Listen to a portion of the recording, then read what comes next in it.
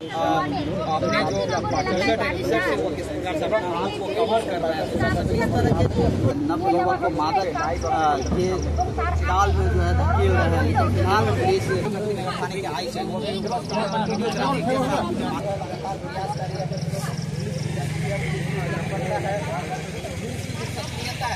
बढ़ाई हुई और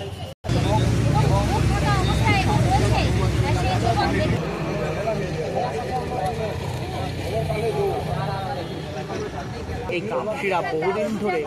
এই বিক্রির উদ্দেশ্যে এই যুবক ছিলেন এবং সেই যুবকের অভিযান চালিয়ে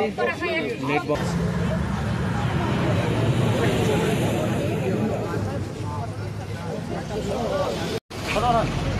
কেউ আমার লোক নেই লোক হয়ে গেছে